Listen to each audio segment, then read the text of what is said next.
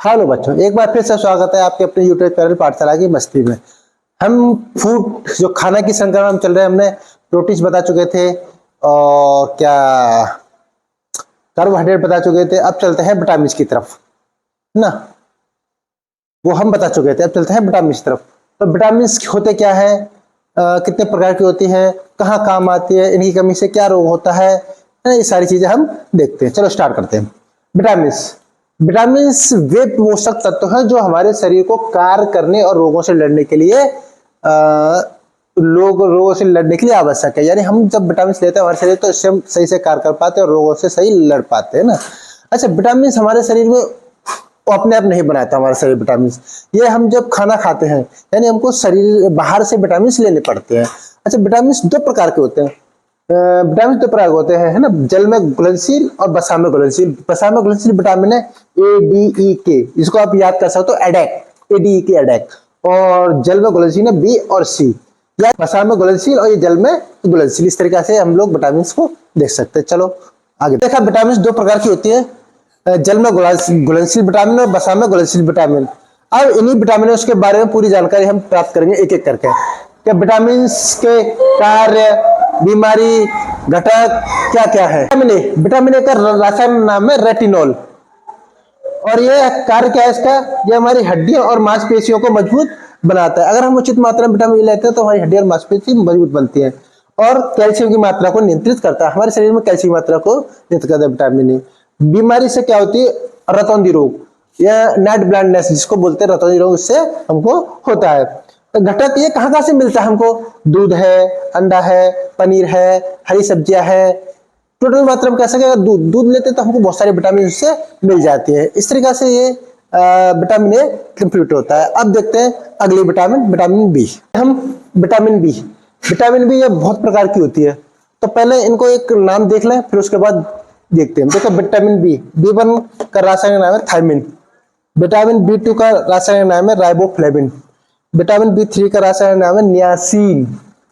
Vitamin B4 का nicotinic अम्ल।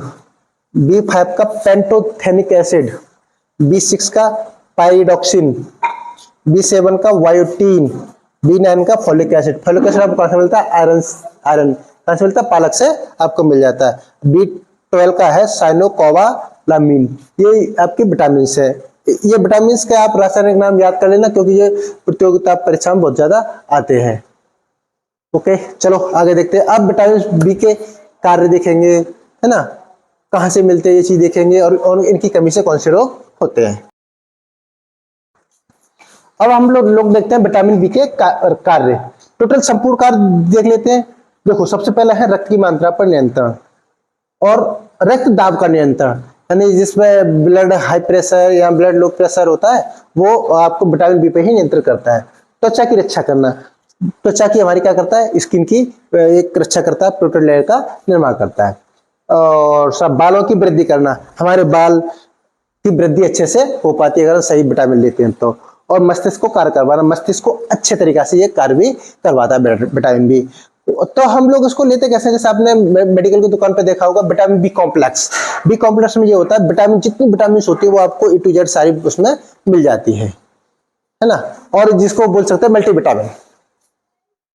चलो आगे और देखते हैं। हम देखते हैं विटामिन बी की कमी से कौन कौन सी बीमारी होती है। जैसे हमको मैंने देखा था विटामिन बी के क्या देखा था मैंने, कार्य, तो उसी प्रकार बीमारी हो सकती है। जैसे विटामिन बी की सबसे बड़ी बीमारी होती है बेरी। यह प्रश्न बहुत ज्यादा पूछा जाता है, विटामिन बी की कमी से कौन सा रोग होता है, बेरी रोग होता है। रेलवे, बैंक, SSC और बहुत सारे परीक्षा में। अच्छा, त्वचा का सूखना, त्वचा हमारी ड्राइनेस होने लग जाती है, त्वचा हमारी फटने लग जाती है।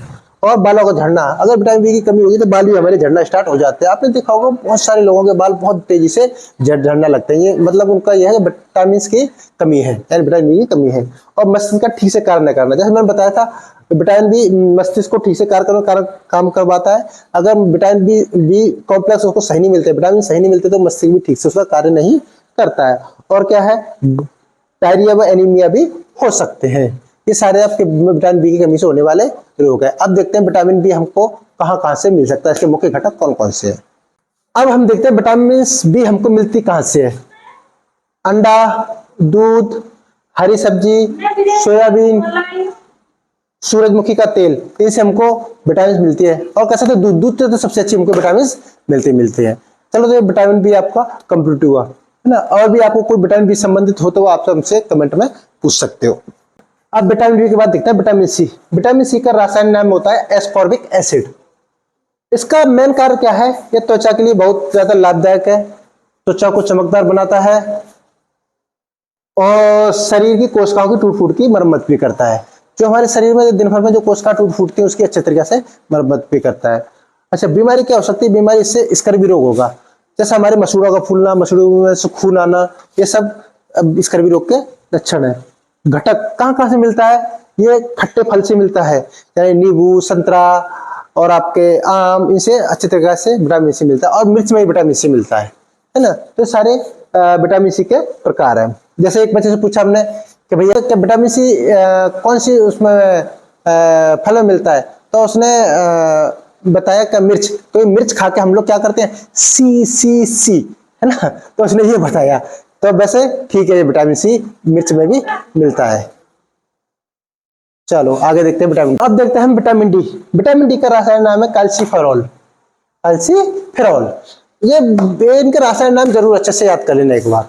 अच्छा, कार्य विटामिन डी के क्या कार्य रहते हैं? हड्डियों के लिए मजबूत प्रदान करना। अगर हम सही मात्रा में विटामिन डी लेते हैं, हमारी हड्डियां बहुत अच्छे से मजबूत रहती है। और एक अच्छा और कार्य इसका प्रतिरोध तंत्र को मजबूत करना, यानी हमारे इम्यूनिटी बूस्टर को बढ़ाता है, इम्यून सिस्टम को मजबूत करता है, बढ़ाता है, जिससे हम जल्दी बीमार नहीं पड़ते हैं। अच्छा, बीमारी कौन सी होती है? रिकेट्स। रिकेट्स में क्या होता है कि हड्डी हमारी टेढ़ी मेढ़ी पड़ जाती है अगर विटामिन डी हमको सही मात्रा में नहीं मिलता है तो। अच्छा, घटक कहाँ से मिलती है विटामिन डी? विटामिन डी का एकमात्र स्रोत है सूर्य के प्रकाश से। विटामिन डी हमको सूर्य के प्रकाश से ही मिलती है, इसके अलावा विटामिन डी कहीं से नहीं मिलेगी, है ना। तो आपको ये हो गया, इसको अच्छे से देख लेना विटामिन। अब देखते हैं विटामिन ई। विटामिन ई का रासायनिक नाम है टोकोफेरॉल। क्या नाम है? टोकोफेरॉल। इसका कार्य क्या है? इसका कार्य है प्रतिरोधक तंत्र को मजबूत करना, यानी इम्यून सिस्टम को हमारे को मजबूती बनाना, मजबूती प्रदान करना। बीमारी क्या है? जनन तंत्र कमजोर हो जाता है, यानी वह बच्चे पैदा करने की क्षमता धीरे धीरे होता हुआ चला जाता है। ये हम मिलता कहाँ हमको? दूध, अंडा, है ना। हमको मोटे अनाज, ये सारे अनाज खा सकते हैं आप, इसको हमको मिलता है। और तेल, घी, इसमें भी हमको अच्छे से मिलता है। इसीलिए मैंने आपको शुरू में कहा था कि दूध एक संपूर्ण भोजन को माना जाता है, जिसमें सारी विटामिन पाई जाती है। अब देखते हैं विटामिन के। अब हमारा लास्ट विटामिन बनता है विटामिन के। इसका रासायनिक नाम है फाइलोक्विनोन। फाइलोक्विनोन इसका रासायनिक नाम है। यह कार्य क्या करता है? यह हड्डियों और ऊतक के लिए प्रोटीन बनाने का कार्य करता है। किसके लिए? हड्डी और ऊतकों के लिए प्रोटीन बनाने का कार्य करता है। बीमारी क्या हो सकती है इसको? हमारे रक्त का थक्का नहीं बन पाता। जैसे हमारे कहीं चोट लगी तो क्या होता है? कुछ समय बाद खून बंद हो जाता है, लेकिन चोट लगने के बाद वो खून बंद नहीं होना, मतलब रक्त का थक्का नहीं जमना। तो ये विटामिन के की कमी से हो सकता है। इस मिलता कहाँ से? वही अंडा, सोयाबीन, टमाटर, हरी सब्जियां, इनसे हमको विटामिन के मिलता है। अच्छा, अगर आपको हमारी पूरी वीडियो पसंद आई हो तो लाइक, शेयर, सब्सक्राइब जरूर करना। वीडियो देखने के लिए बहुत बहुत धन्यवाद।